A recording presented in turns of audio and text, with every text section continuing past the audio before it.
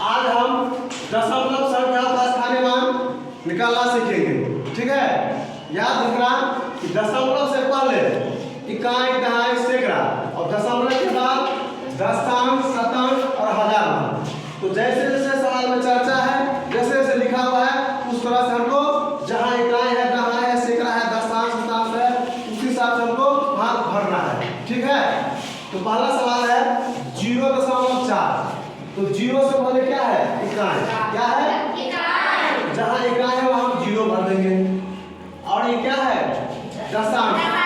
जहाँ दशांश है वहाँ हम 4 भर देंगे। ठीक है, बी पे आओ। अब देखो 17.3 इकाई, दहाई। इकाई कितना हो गया? 7। जहाँ इकाई है वहाँ पे 7 और दहाई कितना है? 1 भर दो। और दशमलव के बाद 3 है, यानी दशांश है। दशांश के सामने 3 भर दो। कोई दिक्कत नहीं? सी में आओ। 10.5 है, यहाँ इकाई 0 है। जहाँ इकाई है वहाँ कितना भरेंगे? 0। और दहाई 1 भर दो। और दशमलव के बाद क्या है? दशांश है, 5 है, वहाँ 5 भर दो। कोई दिक्कत नहीं? डी पे आओ। 206.8 है, तो 6 क्या है? इकाई। इकाई कहाँ है? देख लो, यहाँ है 6। ठीक है, दहाई कितना है? 0। दहाई के नीचे में 0। उसके बाद क्या है? इकाई, दहाई, सैकड़ा। सैकड़ा कहाँ? यहाँ है। यहाँ कितना भरोगे? 2। कोई दिक्कत नहीं? और ये क्या बचा? दशांश के नीचे में 8 भर दो। कितना है? 8 भर दो। कोई दिक्कत नहीं? अब ई पे आओ। इकाई कितना है? 5। इकाई कहाँ है? यहाँ। उसके नीचे 5 भर दो। कोई दिक्कत नहीं? दहाई कितना है? 1। नीचे में 1 भर दो। कोई दिक्कत नहीं? अब दशमलव के बाद देखो क्या है?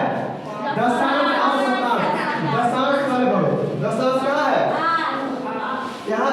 दशांश यहाँ है, तो यहाँ 8 भर दो। दशांश कहाँ है? यहाँ।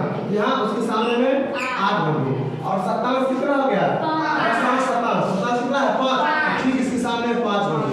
ठीक है, अब ध्यान रखो, जो सीट खाली है, जो गैप है, उसको हम 0 से भर देंगे। यहाँ कुछ नहीं है तो 0 भर दो, 0 भर दो, 0 भर दो, 0 भर दो। यहाँ कुछ नहीं है तो 0 भर दो, 0 भर दो, 0 भर दो, फिर 0 भर दो। ठीक है, यहाँ पे खाली हम 0 भर दो। कोई दिक्कत? दशमलव के पहले, दशमलव के बाद क्या है? अगर दिमाग में सेट हो गया तो भरने में कोई तकलीफ, कोई दिक्कत नहीं होगी। दशमलव से पहले इकाई, दहाई, सैकड़ा। दशमलव के बाद दशांश, शतांश और हजार। दशांश मतलब 1/10, शतांश मतलब 1/100। अपने